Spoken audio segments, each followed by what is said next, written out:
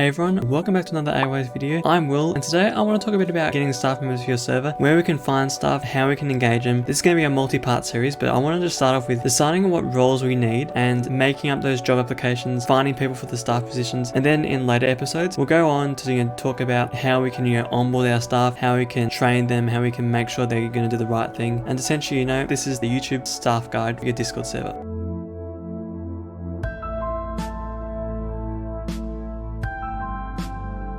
So today we're going to actually start off with looking at how we're going to hire our staff, what roles we actually need for our Discord server. Starting off, it's probably, if you're watching this, it might just be you who's working in your Discord server, or there might be a lot of people already and you just want kind of like a refresher. This is perfect for anyone really, it's going to be a great guide on how to pick your staff, pick which ones are the best, upskill them and have the best possible staff team that you can have. When we're thinking about what staff we need, when you think about our server's needs, the type of community it is, there's so many different factors that we have to take into account. So we'll first start with, what sort of community we're running. Crypto, Web3, we're going to tend to need a bit more moderation. If we're looking at more community gaming server, maybe not as much moderation, but generally for most servers we'll have the admins who look after hiring people, general server management, so building up the server essentially. You have you, the owner, who will be an admin as well. Then you have your moderators who essentially look after keeping the server clean. Moderation essentially means keeping things moderate, and that basically means not too high but not too low. So keeping things, it's a fine balance that moderators are keeping, police the server, make sure everything's alright. So you're going to need some mods. Usually they recommend about one for every 100 members, but when you're starting out you may only have 20 or 30 or something like that. So that's mods. Permissions we'll talk about in a bit later, but next up we have events. So if you're hosting events, which I highly recommend because it's a great way to engage your audience, you got to have an events team. So best way to do this, just pop an application link in your staff channel or the announcement saying we're looking for people to run events. If you like hosting events, come and join us. Host some cool events, meet some cool people, have an awesome time essentially. Event staff, they'll host your events. They can also manage giveaways, but that's more an own thing because you got to give out rewards and stuff. The events team really looks after that. Next up, partnership team. So if you have partners, if you run a partnership program, you might need a couple people to run this who will go out, find partners or deal with people who are coming to your server to get able to partner with you with your partnership requirements. They'll be able to do the partners and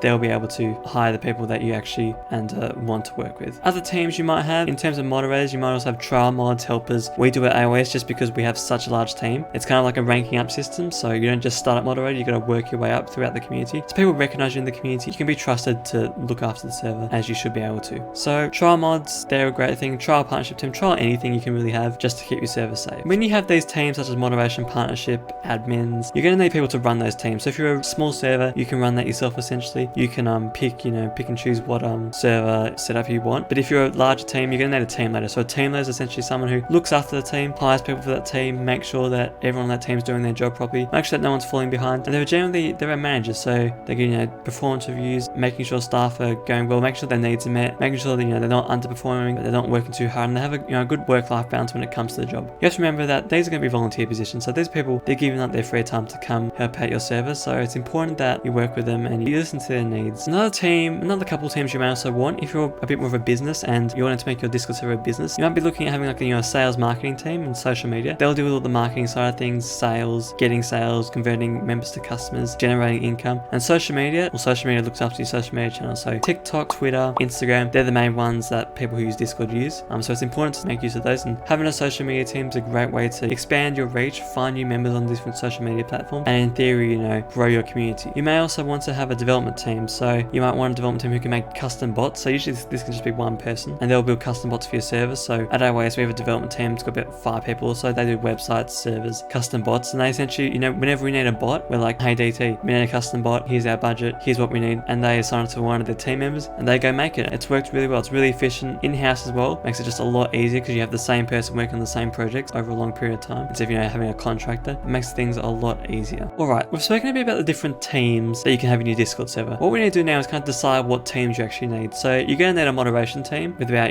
2 to 5 people depending on your server size. If you have a couple hundred people, you might want 4 or 5 mods just to look after the server, and these mods can also help out with server design and talking to members and getting feedback. Partnership team, if you run a partnership program, definitely good to have one. Otherwise you can just do it yourself, or your mods can do it, because mods can do a variety of roles. And remember, people you hire can work in multiple positions as well, so they can run events, they can also be a mod, they can also do PT. That's just something to keep in mind. And your events team, they're going to be looking after the events in your server if you run them. Quick tip, make sure the events you run are related to your server and not some, random thing. Make sure that the members in your server who are interested in your server's topic. You may also need admins, as we spoke about before. With admins, make sure they're people you can trust. You really only need 1 or 2, including yourself, depending on how big the server is. These people, they're essentially, look after the entire server, work on developing it, and they're like the leadership at its core. So make sure there's people you can trust, because you're giving them a lot of power, a lot of permission, and they could do a lot of damage if they had the wrong intentions. So now that we've decided what teams we actually need, it's time to look out how we're going to go about setting up these teams, finding people to run them, and all that shabam. So first off, we're going to be looking at how we can actually make like an application form for a certain position, and how we can make requirements to be staffing our server. I'm going to actually use a tool called Google Forms. You may have heard of it. A lot of people have heard of it. It's really great. It's free. It's really just a great way to grow your community essentially. All right, now that we're in Google Form, go and make a new form, and we've got a new form here essentially. So we're actually going to start off with talking about requirements, which we'll put in the form description. So we're going to say requirements to become moderator, and we'll call this moderation application form, and we can actually click up here and it'll automatically put it in for us. So to become a moderator, we're going to put the age requirement. We'll say 14 years of age or older, just to make sure they're mature and they're not like 13-year-old. We can also put must have level 5 Me6 ranking. So if you have a ranking system in your Discord server, it's a great way to make sure people that you're hiring are actually active and engaged in the server. So we can use the Me6 system or the Amari system. There's a whole lot of different ones. There'll probably be another video at some point about this, so keep your eyes out for that. Must have been in the server for months. In the server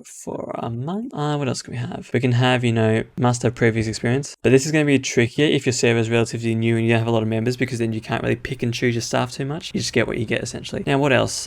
Certain time zone as well. So looking for CST, Central Standard Time, or any sort of American time, maybe a Europe time, so BST for British Summer Time or Standard Time. I'm not too sure. Time zones. So it's good to have people in a range of different time zones, just to make sure they're covered around the clock. Your server's being looked after. Experience with bots is a must. So experience with bots is important because generally with moderators you don't want to give them native permission, so that means the kick ban permission in the actual permissions menu. Rather, you want to give them access to a bot so they can't go spamming essentially. With the bot they can kick through that. So having experience with the bot is a must. It's kind of embarrassing when they try to ban someone but they don't use the command correctly. It's not a good look on the server. For now, those are our requirements for the moderation application form. In the next video we're going to look at finishing the form off, and then we're going to dive a bit into where we can advertise this form, how we can find staff for our server, and some good places to look to find staff. So I hope you enjoyed this first part of our entire staff guide that we're going to host on the YouTube channel. If you enjoyed it, leave us a thumbs up. Comment down below what positions you think you would need for your server. In AWS we do have some finding staff channels, so make use of those if you want to find staff for your server, and good luck with the community. I'll catch you in the next one.